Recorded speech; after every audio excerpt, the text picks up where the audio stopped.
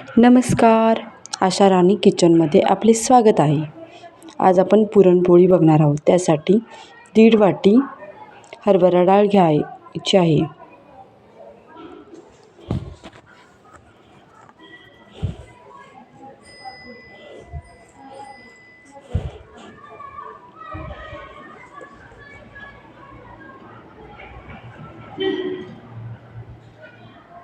डाळ स्वच्छ धुवून त्याच्यामध्ये पाणी ओतून शिजायला ठेवायचे. 4 शिट्ट्या करून घेणे. 4 शिट्ट्यांमध्ये डाळ एकदम व्यवस्थित शिजली जाते.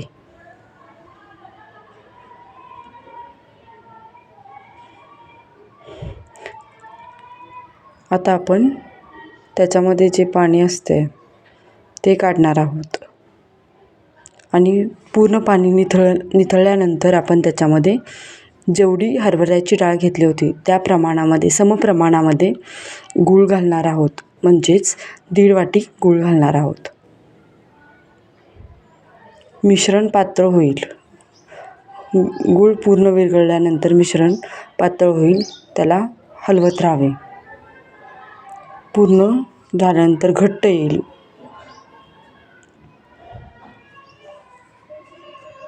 आता हे पुरण वाटून घेणे. गरम गरम असेल तर पटपट वाटलं जाईल. शक्यतो पुरण गरम असतानाच वाटावे म्हणजे पटकन वाटले जाईल. आता आपण कणिक मळायला घेणार आहोत.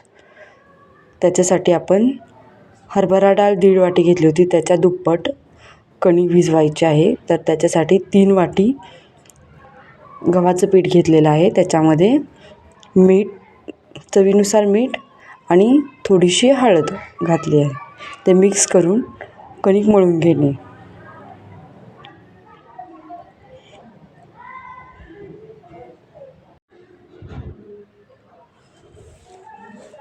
पुरणपोळीसाठी कणिक मळताना पहिला कणिक घट्ट मळून घेणे. हळूहळू पाणी लावत ते एकजीव करून घेणे. कणिक तुटत असेल तर अजून थोडा त्याला मरदणे.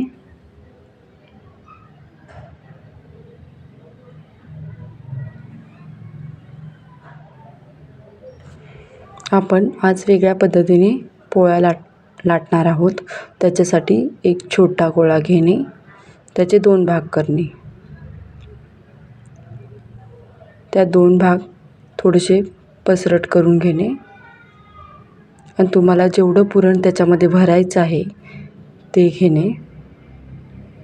तुम्ही बघू शकता एवढं पुरण बसू शकते त्याच्यामध्ये. ते एकसारखं करून घेणे आणि त्या 2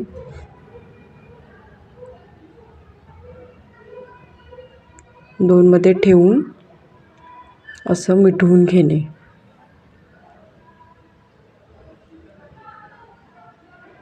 जे आपण पुरण भरतो ते एकसारखं भरलं जात नाही. त्यामुळे पोळी फुटते आपली. तुम्ही जर ह्या पद्धतीने बनवले तर पोळी अजिबात फुटणार नाही आणि अगदी सोप्या पद्धतीने तुम्ही पोळ्या लाटू शकता.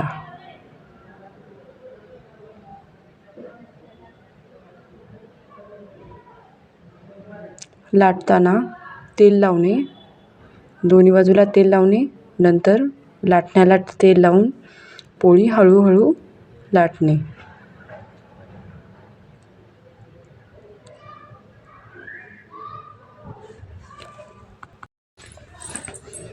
आता तेल लावून उलटणे आणि पोळी हळूहळू मोठी करणे. लाटून घेणे. लाटताना काठामध्ये जाड ठेवू नये. एकसारखी लाटून घेणे.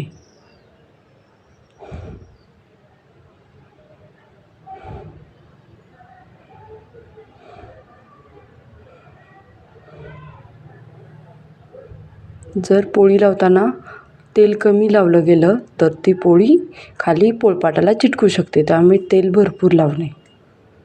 नंतर भाजताना तेल लावण्याची गरज पडत नाही.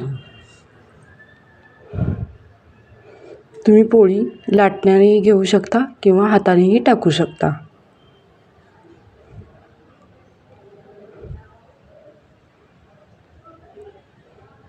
आणि पोळी छानपैकी फुगते. आता उलटणे.